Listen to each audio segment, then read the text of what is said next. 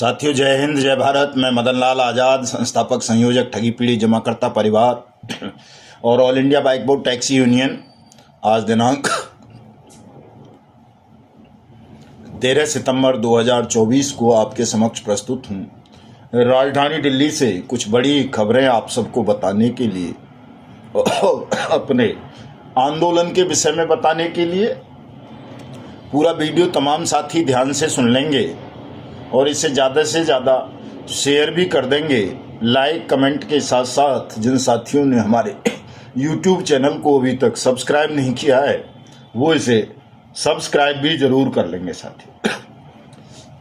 सबसे पहले तो चूँकि हमारे अलीगढ़ के मंडल अध्यक्ष वीरेंद्र भाई माथुर के पिताश्री का स्वर्गवास हो गया है, तो मैं उनके श्री चरणों में अपनी श्रद्धांजलि अर्पित करता हूं और कामना करता हूं नारायण से कि वो शोक संतप्त परिवार को इस दुख को सहने की शक्ति प्रदान करेंगे। और भी कई साथियों के यहाँ इस तरह के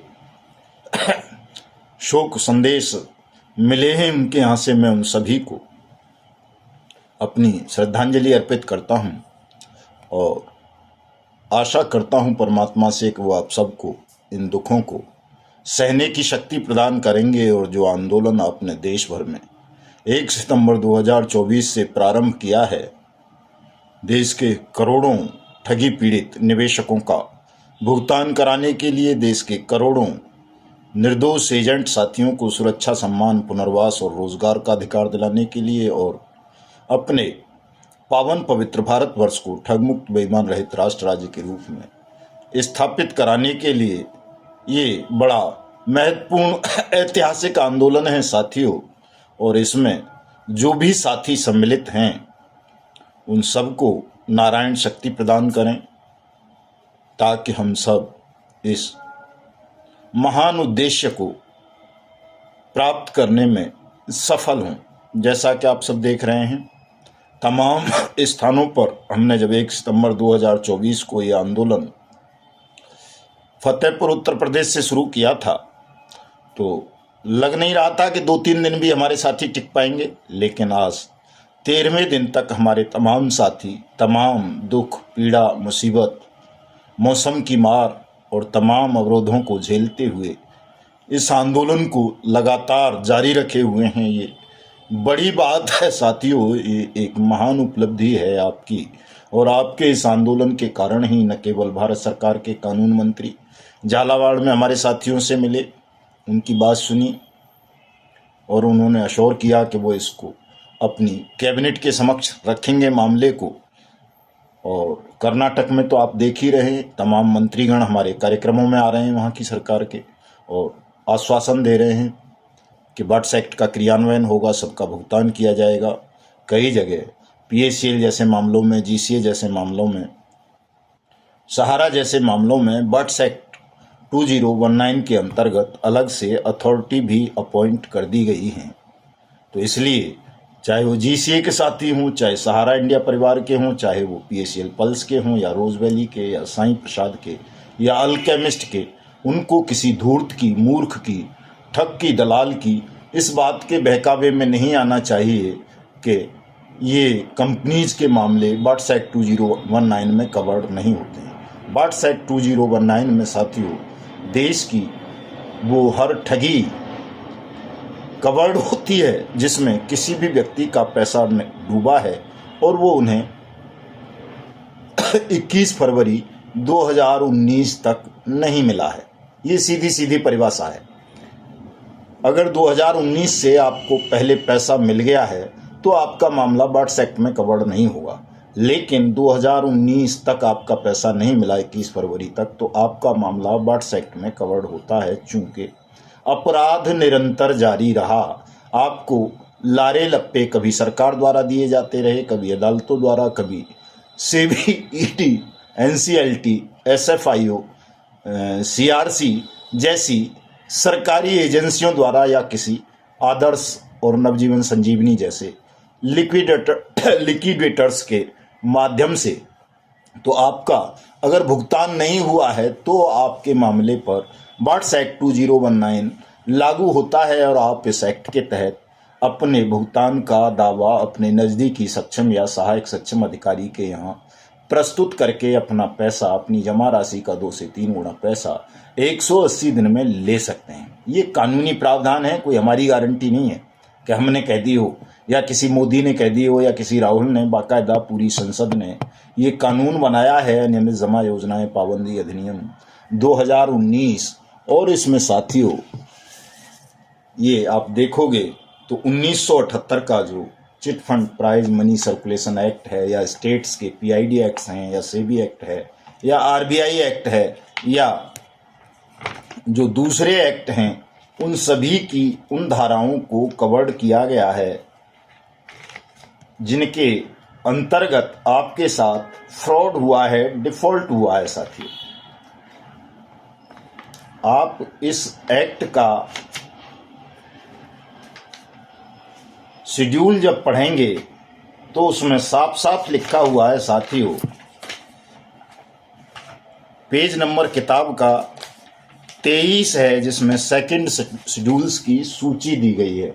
तो जो ये कुछ ठग और उनके दलाल आपको भ्रमित करने का प्रयास कर रहे हैं, या चंदाखोर लोग जो आज तक करते रहे 85 साल से आपको गुमराह, उनके मुंह पर ये मारो, उनको दिखाओ कि सेकंड शेड्यूल में the banning of unregulated deposit schemes act 2019 के में ये लिखा हुआ है amendment to certain part 1 reserve bank of India act 1934। कोई कंपनी अगर रिजर्व बैंक ऑफ इंडिया से भी लाइसेंस शुदा थी और यदि उसने आपका पेमेंट करने में डिफॉल्ट किया, चाहे वो एनबीएफसी हो, बैंक हो, क्रेडिट कोऑपरेटिव सोसाइटी हो, कंपनी हो, फर्म हो, या फाइनेंस कंपनी हो, यदि वो आरबीआई से अप्रूव्ड थी, इस एक्ट के तहत 1934 के तहत गवर्न हो रही थी, और उसने आपका पेमेंट नहीं किया है, तो वो बैनिंग एक्ट 2019 में गवर्न होगी। आप इस एक्ट के तहत अपने भुगतान का क्लेम फाइल कर सकते हैं। साथियों इसको पढ़ लें तमाम साथी, 23 नंबर पेज पे, हिंदी में भी और अंग्रेजी में भी। Part 3 amendment to the multi state cooperative society act 2002। इसमें भी अगर कोई कंपनी आदर्श जैसी, नवजीवन जैसी, संजीवनी जैसी, आपेश्वर, खेतेश्वर, धोकेश्वर, जेकेबी, जनशक्ति या सहारा की चारों multi state credit cooperative society, या किसान एग्रो, या ट्रिनिटी, या सक्षम जैसी, या एचबीएन जैसी, या विश्वामित्रा जैसी, या अल्केमिस्ट और केमुना जैसी, किम फ्यूचर जैसी, अगर इस एक्ट में भी गवर्न होती थी multi state credit cooperative society act 2002 में, यानी 2002 में, और उन्होंने डिफॉल्ट कर दिया है, आपका पेमेंट नहीं किया, तो वो भी सब the banning of unregulated deposit schemes act 2019 के तहत कवर्ड होंगी। आप भी पैसे का अपना क्लेम फाइल कर सकते हो। साथियों तो जो लोग आपको ये बहका रहे हैं कि साहब ये इसमें कवर्ड नहीं होती, ये सेबी में कवर्ड होंगी, ये सुप्रीम कोर्ट में चल रही हैं, ये एनसीएलटी में मामला चल रहा है, उन धूर्तों की बातों में आने का आपको ज़रूरत नहीं है। वो चंदाखोर हैं, दलाल हैं, ठग हैं, उन्होंने स्वयं अपनी छोटी छोटी कंपनीज बना रखी हैं और उनमें आपसे आज भी निवेश कराते हैं। तो ऐसे दलालों को, ठगों को आज की स्थिति में तो साथियों 1 जुलाई 2024 से तो सजाए मौत का प्रोविज़न कर दिया गया है। वो इतनी बड़ी किताब रखी है, देखो आप, और दिख रही होगी आपको, 111 धारा है उसकी बीएनएस 2023 की, जिसमें इस तरह के तमाम ठगों को, उनके दलालों को सजाए मौत का प्रोविज़न कर दिया गया है। तो ये जो LIUCC वाला मामला अभी ललितपुर में दर्ज हुआ है, इस पे तमाम मुकदमे मध्य प्रदेश में दर्ज हो रहे हैं, उत्तर प्रदेश में और जगह भी दर्ज होंगे। वो जो एक और मामला है, कौन सा है वो, हैप्पी बर्ड वाला, वो नेक्सा एवरग्रीन वाला, जितने भी ये इस तरह के मामले हैं, ये तो सब इसमें कवर्ड होंगे। और जो लोग आज भी कंपनी निधि चला रहे हैं, उन्नति जैसी, या गिव एंड टेक जैसी, या वो कौन सी है उसकी, समृद्धा जीवन वाले की, इन सब पर तो ये एक्ट, नया एक्ट लागू होगा और इसमें इन सबको सजाए मौत का प्रोविज़न कर दिया गया है। इसलिए आप किसी दलाल की, ठग की बातों के बहकावे में नहीं आएंगे और सीधे बट्स एक्ट 2019 पर अपना ध्यान केंद्रित करेंगे। अगर कोई छोटी मोटी गलतियां होंगी भी तो उन लूप होल्स को ठीक करा लेगा, चूँकि आपका आंदोलन अब पूरे देश भर में विस्तारित हो चुका है साथियों। अब इस आंदोलन को कोई रोक नहीं सकता। ये छोटे मोटे दल्ले पिल्ले जो बकवास कर रहे हैं, आपको भ्रमित करने का प्रयास कर रहे हैं, इन्हें ऐसा लगता है कि रोक लेंगे आपके आंदोलन को या आपकी जीत को। ये संभव नहीं है। ये तो स्वयं ईश्वरीय आंदोलन है और इसको रोका नहीं जाता। आप देख रहे हैं कि संसाधन विहीन लोगों ने, जो खुद पीड़ित हैं, उन्होंने पहली बार दुनिया में कोई क्रांति करने का बीड़ा उठाया है। वो अपनी लड़ाई स्वयं लड़ रहे हैं, बिना किसी पॉलिटिकल पार्टी के संरक्षण के, बिना किसी एनजीओ के, बिना किसी यूनियन के, बिना किसी धन पशु के, बिना किसी सीनियर्स के। स्वयं जिस लड़ाई को विक्टिम लड़ने को मैदान में आ जाएं, उनकी जीत को संसार की कोई ताकत रोक नहीं सकती। इनकी तो हस्ती ही क्या है जो हमारे आंदोलन की खिलाफत कर रहे हैं। आप देख रहे हैं आज 13वां दिन है, कंप्लीट हो गया। तमाम शासन प्रशासन सरकार आपके सामने झुकती जा रही है। फतेहपुर में रोजाना अधिकारी हमारे शिविर पर आ रहे हैं, सोनभद्र में आ रहे हैं। अमरोहा के डीएम साहब ने कल ही बोल दिया है अपने तमाम नीचे के स्टाफ्स को बुला करके कि अविलंब इस पर प्रोसीडिंग आरंभ करो, सबका पैसा वापस करो। मेरठ से अभी डीएम साहब का लिखित आदेश आ गया है रात को।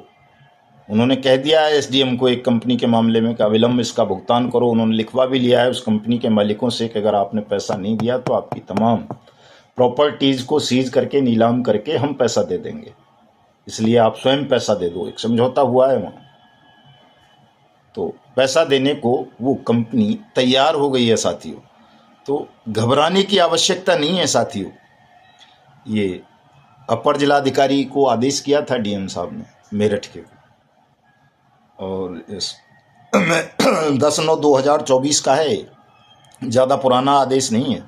और बर्ड्स एक्ट 2019 लिखा हुआ है इसमें सीधे सीधे। और 31/3/2025 तक ये Shri Ram land con limited, Shri Ram Nidhi limited को किस्तों में भुगतान करना है पीड़ितों का। ये आदेश हो चुका है। अगर नहीं किया तो इसको सजाए मौत भी होगी इस कंपनी के चलाने वालों को, और इनकी प्रॉपर्टी सीज और नीलाम करके सक्षम अधिकारी बर्ड्स एक्ट पीड़ितों का भुगतान कर देंगे। ये अंडरटेकिंग ले लिए, लिखवा लिया गया है। ऐसी तमाम खबरें बहुत सारी जगह से हैं। अभी मैं महाराष्ट्र में था, सबको पता है आपको, मेरा महाराष्ट्र दौरा था, लेकिन मेरा स्वास्थ्य अचानक इतना खराब हो गया कि मुझे वापस दिल्ली आना पड़ गया है। बीच में ही जलगांव और नासिक वगैरह का, सोलापुर वगैरह का प्रोग्राम कैंसिल करके। तो जहां साथियों को वहां जो कष्ट हुआ है उसके लिए मुझे खेद है। मैं क्षमा चाहता हूं कि स्वास्थ्य खराब होने की वजह से मैं आगे नहीं बढ़ सका। आकर के अभी दवा ली है थोड़ी देर पहले ही, थोड़ा रेस्ट है, तब हिम्मत हुई है कि मैं वीडियो बना सकूं। चूँकि मुझे एसी का सफ़र इतना लंबा सूट नहीं करता है कि मैं 22, 23, 24 घंटे एसी में रह सकूं। चूँकि मैं कभी रहा नहीं हूँ, मैं तो श्रम बिंदुओं में स्नान करने वाला व्यक्ति हूँ, लेकिन 22 घंटे का सफ़र था तो एसी ने मेरे लीवर्स को जकड़ लिया। और वो इलाका भी कुछ ऐसा है कि मुझे वहाँ थोड़ा बेचैनी भी फील होती है स्वतः ही। तो लेकिन उसका भी कुछ साथियों ने मजाक उड़ाया। कोई बात नहीं साथियों, ये आपका अपना अपना विवेक है। खुद हमारे प्रदेश अध्यक्ष को सूचना मिली, तमाम साथियों को जिनको भी ये सूचना मिली कि मेरा स्वास्थ्य खराब हो गया है, ज़्यादा खराब हो गया है, तो उन साथियों को आना चाहिए था। आ भी नहीं सकते थे तो कम से कम वो अपनी सहानुभूति व्यक्त कर सकते थे या और किसी तरह से सहायता कर सकते थे, तो वो करनी चाहिए थी। लेकिन ऐसा न करके उन्होंने नकारात्मकता फैलाई, बुरी बातें बोली। केवल देश भर में बहुत सारे साथियों ने सहानुभूति तो व्यक्त की, लेकिन एक ही व्यक्ति पूरे देश में हमारे संगठन में ऐसे रहे, हमारे अजय भट्टी साहब, जो हमारे राष्ट्रीय महामंत्री हैं, हरियाणा, दिल्ली, हिमाचल के प्रभारी भी हैं, सोशल मीडिया टीम के हेड भी हैं। वो केवल अकेले ऐसे थे जिन्होंने ये मैसेज डाला कि साहब चिंता मत करना, अगर तबीयत ज़्यादा ख़राब है, बर्दाश्त से बाहर की बातें हैं, तो मैं हवाई जहाज़ के टिकटों का इंतजाम करता हूं और अभी आप तुरंत वहां से निकल लो। चूँकि साथियों लेकिन वहां बारिश बहुत हो रही थी और वहां से हवाई अड्डा भी बहुत दूर था, नागपुर आना पड़ता, 300 किलोमीटर दूर थे हम। इतनी रात में, चूँकि नक्सलवादी क्षेत्र है वहाँ, इतनी रात में कोई वाहन, कोई कैब कुछ नहीं मिल सकती थी। तो हम वहाँ जो भी टेम्परेरीली इलाज मिल सकता था वो हमने लिया और थोड़ा सा कंट्रोल हुआ तो सो गए। और दूसरे दिन चूँकि गढ़चिरौली में कार्यक्रम था 11 को, तो गढ़चिरौली पहुँच गए। वहाँ भी उतना ज़्यादा साहसपूर्वक हम कार्यक्रम नहीं कर सके जैसा हम करते हैं, हिम्मत के साथ लोगों को साहस देते हैं, लेकिन जैसा भी हो सका वो हमने किया। और वहाँ से चूँकि हमारा टिकट अगले दिन 8 बजे का हुआ शाम का, राजधानी का, नागपुर से ही हुआ, वो भी गढ़चिरौली में तो ट्रेन ही नहीं है, रेलवे स्टेशन ही नहीं है, वहाँ से भी नहीं आ सकते थे वापस। वो तो और ज़्यादा नक्सलाइट इलाका है, बॉर्डर का सीमावर्ती जिला है बिल्कुल, तेलंगाना, छत्तीसगढ़ और महाराष्ट्र का।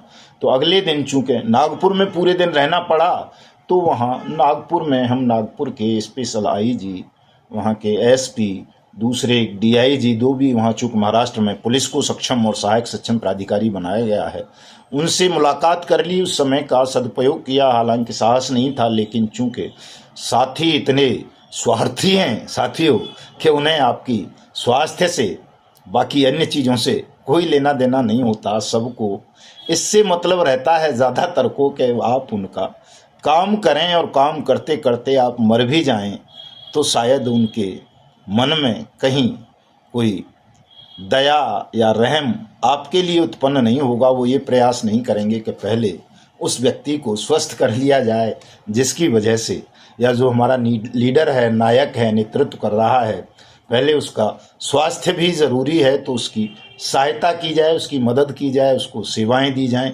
वो न करने की बजाय ज़्यादातर साथी इस भाव में रहते हैं। उनका मनोविज्ञान ये कहता है कि पहले अपना काम करा लो, कल पता नहीं मदन लाल आज़ाद जीवित रहेंगे या नहीं रहेंगे। हमारे यहाँ भुगतान पटल स्थापित नहीं हुआ मदन लाल आज़ाद के मरने से पहले, तो हम तो ऐसे ही लटक जाएंगे, रह जाएंगे। इसलिए पहले अपना काम करा लो। तो ज़्यादातर लोगों की ये जो स्वार्थ परायण सोच है साथियों, इसको देख करके मुझे कई बार बहुत आश्चर्य भी होता है कि कैसे कैसे लोग हैं दुनिया में। और साथियों की क्या कहूँ साथियों, परिवार में ऐसे लोग हैं, 4 परिजनों का मेरे का फ़ोन आया और चारों ने सेहत का हालचाल तो पूछा। 2 तो खैर नाबालिग बच्चे थे, उनमें उनकी बात समझ में आती है, लेकिन 2 बड़ों ने भी पूछा।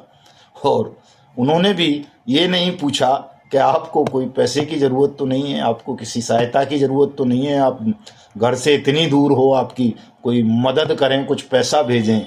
बल्कि उन्होंने अपनी अपनी समस्याएं, या उनको भी लगता होगा कि यार मर गए तो हमारा तो ये काम रह जाएगा, ये काम रह जाएगा। तो उनके भी इस तरह का व्यवहार था, जिससे साथियों मेरे मन में इतना क्रोध है, गुस्सा है, इतनी नफरत है मुझे कि उसका बयान मैं शब्दों में नहीं कर सकता कि आखिर समाज को हो क्या गया है कि लोग इतने स्वार्थी, इतने घृणित, इतनी नीच विचारधारा पाले हुए हैं कि उन्हें ये लगता है कि यार मरते मरते भी आदमी से अपना काम करवा लो और फिर मरे तो मरने को छोड़ दो।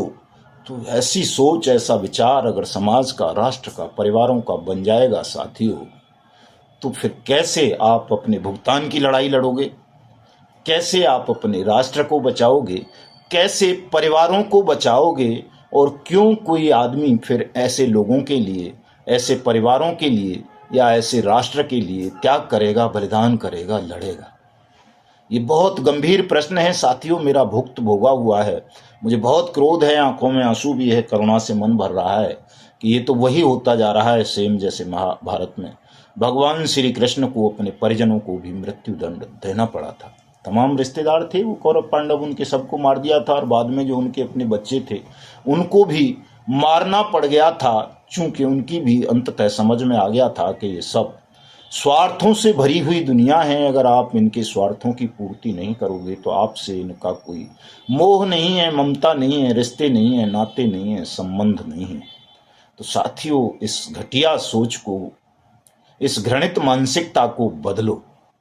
आज भी तमाम लोगों की यही प्रयास है कि साहब मेरे यहाँ का टाइम दे दो, 18 को मेरे यहाँ आ जाओ, 19 को मेरे यहाँ आ जाओ, 20 को मेरे यहाँ आ जाओ, 30 को मेरे यहाँ आ जाओ। किसी ने ये नहीं सोचा कि यार उनके पास पैसे हैं, नहीं हैं, साधन हैं या नहीं हैं, कोई फैक्ट्रियाँ उनकी नहीं चल रही हैं, चलो कुछ सहायता उनको भेजी जाए ताकि धन के अभाव में वो कहीं मर न जाएं, कोई और अनहोनी ना हो जाए।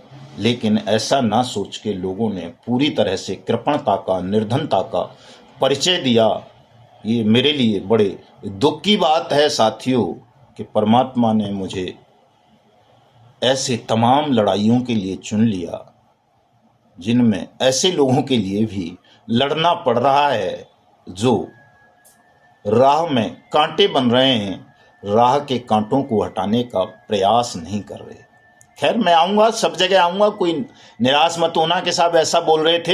ये निराशा की बात नहीं है, क्योंकि मेरा जो काम है, 3 काम मुझे परमात्मा ने सौंपे हैं और वो मैंने अपनी इच्छा से अपने सिर पर लिए हैं। कोई किसी आपकी दया पर या आपके कहने पर नहीं लिए हैं। न मैं आप पर भी कोई दया नहीं दिखाना चाहता, ना आपसे मैं दया की भीख मांग रहा हूँ, ना आपकी किसी की दया चाहता हूँ। मैंने जो 3 कामों का वचन स्वयं को दिया है, परमात्मा को दिया है, परमात्मा ने जो काम मुझे सौंपे हैं कि हिंदुस्तान के तमाम ठगी पीड़ितों का भुगतान बर्ड्स एक्ट 2019 के अंतर्गत करवाना, वो मैं करवाऊंगा। हिंदुस्तान के तमाम निर्दोष एजेंट साथियों को सुरक्षा, सम्मान, पुनर्वास, रोजगार का अधिकार दिलवाना, वो दिलवाऊंगा। और साथ साथ अपनी पावन पवित्र भारत माता को ठग और बेईमानों के खूनी पंजों से आज़ाद करा के एक नए भारत का, हंसते खेलते सुख समृद्धि वाले अखंड भारत का, ऐसे भारत का निर्माण करूंगा जिसमें किसी ठग को, बेईमान को खुली हवा में श्वास लेने का अधिकार नहीं होगा, भले ही वो कोई मेरा परिजन हो, दोस्त हो, मित्र हो, संगठन का पदाधिकारी हो या कोई ठग और बेईमान हो। साथियों, तो अब सर्वनाश का समय आ गया है। 13 दिन आपने खींच दिए हैं और थोड़ा सा इस आंदोलन को खींचो।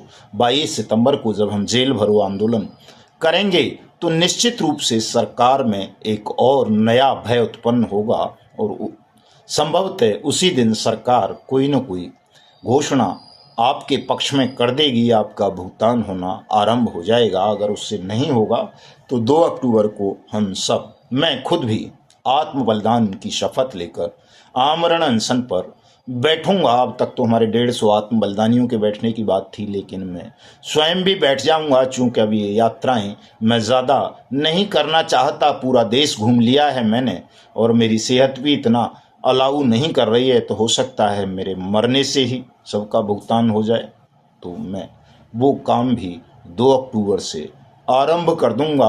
अन्न जल का पूरी तरह से त्याग कर दूंगा और मेरे इस त्याग का मतलब होगा सरकार का, सिस्टम का आत्मसमर्पण देश के करोड़ों ठगी पीड़ितों के समक्ष। तो तैयारी करें, 2 कार्यक्रम इस बीच में मैं लगाऊंगा, चूंकि मैंने वायदा कर दिया है। 19 को मैं बिजनौर रहूंगा साथियों, आप बिजनौर आके मिल सकते हैं मुझसे। और 23 को मैं बाराबंकी जाऊंगा, उनसे भी वादा कर दिया है और उन साथियों ने मुझे 7,000 रुपये मेरे किराए के लिए भेज दिए हैं। तो ये 2 कार्यक्रम ज़रूर करेंगे और उसके बाद सीधे 2 अक्टूबर को आमरण अनशन पर बैठ जाएंगे। मैं भी स्वयं बैठूंगा और मेरे 150 आत्म बलिदानी साथी भी बैठेंगे। मिलता हूं कल, चूँकि स्वास्थ्य ठीक हो जाएगा। बड़ी अर्जेंट दवाएं ले ली हैं कल तक, तो कल रात को फेसबुक पर लंबी चर्चा करूंगा आप सबके साथ। इसको शेयर जरूर कर देना और मरी हुई आत्मा जिनकी मर चुकी है उनको भी जरूर भेज देना, ताकि उनकी मरी हुई आत्मा जाग चुके, और उन धूर्तों को, मूर्खों को तो जरूर भेज देना जो बर्ड्स एक्ट का विरोध कर रहे हैं, आपको भ्रमित कर रहे हैं कि आपकी कंपनी, आपकी सोसाइटी बर्ड्स एक्ट 2019 में कवर नहीं होती है, ताकि वो एक्ट पढ़ सकें, मेरा चैलेंज स्वीकार कर सकें। और मैं शपथ लेता हूं कि ऐसे तमाम धूर्तों को, मूर्खों को, जो भी इस मिशन भुगतान के असहयोग आंदोलन में बाधा बन रहे हैं साथियों, उन विभीषणों को रावण से पहले मारूंगा, उनका सर्वनाश करूंगा। एक को भी हिंदुस्तान की खुली हवा में श्वास नहीं लेने दूंगा। रावणों का अंत हर युग में होता आया है, लेकिन हम पहले इन विभीषणों का अंत करेंगे, जो आपके बीच के होकर आपकी लड़ाई के नाम पर आपको गुमराह करते हैं। कभी एनसीएलटी के नाम पर, कभी सुप्रीम कोर्ट के नाम पर, कभी हाई कोर्ट के नाम पर, कभी सेबी के नाम पर, कभी सीआरसी के नाम पर, तो कभी किसी लिक्विडेटर के नाम पर, तो कभी किसी और नाम पर, केवल अपने चंदे के धंधे को बचाए रखने के लिए, या छोटी मोटी जो ये कंपनीज या निधि वगैरह चला रहे हैं उनको बचाए रखने के लिए। तो ये तमाम लोग मेरी नज़रों में गद्दार हैं, देशद्रोही हैं, मक्कार हैं, विभीषण हैं। और हम पहले विभीषणों का अंत करेंगे, फिर रावणों का तो करना ही है साथियों, वो तो हर युग में होता आया है। तो जय हिंद, जय भारत।